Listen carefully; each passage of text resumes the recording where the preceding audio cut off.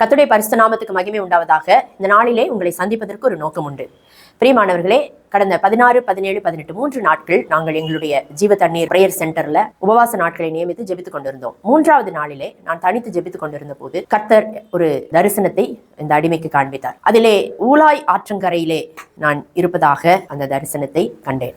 அந்த ஆற்றங்கரையிலே ஒரு வாலிபனை பார்த்தேன். அவன் ஒரு இளவரசன். அவன் பட்டு பைஜாமா, இளநீல கோட் அணிந்திருந்தான். அவன் என்ன செய்யறான் அப்படின்னா, நல்ல அழகாக சிரிக்கிறான். அவனுடைய பற்களை முழுவதுமாக காண்பித்து அந்த மகன் சிரிக்கிற காட்சியை கர்த்தர் காண்பித்தாங்க.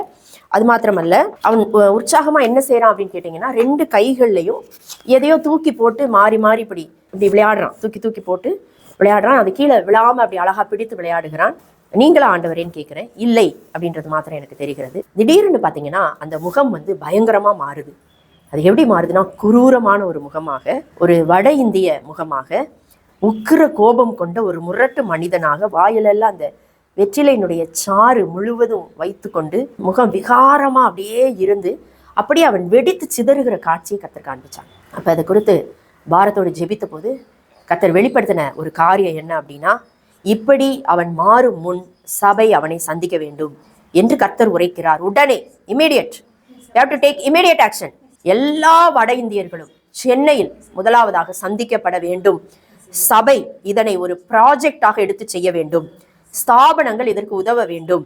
எங்கும் திரிந்து சுவிசேஷத்தை பிரசங்கித்தார்கள் என்ற வேத வசனத்தின்படி அவர்கள் சந்திக்கப்படுவதற்கு சொற்ப காலமே இருக்கிறது என்று கர்த்தர் சொல்லுகிறார். இப்போது அவர்கள் சந்திக்கப்படாமல் போனால் அவர்களுடைய நிலை ஐயோ. அதற்கு முன்பதாக சபை விரைந்து போய் ஆட்களை அனுப்பி இந்தி மொழியை கற்றுக்கொண்டு அல்லது இந்தி மொழி கற்றவர்களை வைத்துக்கொண்டு உடனடியாக சபை அவர்களை சந்திக்க வேண்டும். ஆமென்.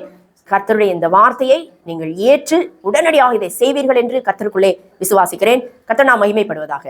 இந்த வார்த்தைகளை ஒப்பு கொடுத்து நான் ஜெபிப்போம். கிருபை இரக்கம் நிறைந்த எங்கள் அன்பின் தகப்பனே, அப்பா, நீங்க பேசின வார்த்தைகளை நாங்கள் ஒப்பு கொடுத்து ஜெபிக்கிறோம். ஆண்டவரே, இதை கேட்கிற ஒவ்வொருவருடைய இருதயத்துல நீங்க பேசுங்க.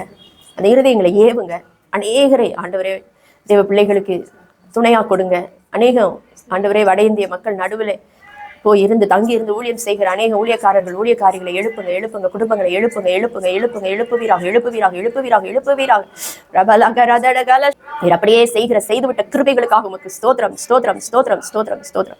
அப்பா, இதை ஏற்றுக்கொண்டு இதை உடனடியாக செய்ய தொடங்குகிற ஒவ்வொரு பாஸ்டரையும் ஒவ்வொரு ஊழியக்காரியும் என் தகப்பன் ஆசீர்வதித்து பெருக பண்ணுவீராக. வலதுபுறத்தில் இடதுபுறத்தில் இடம் கொண்டு பெருகும்படி செய்வீராக.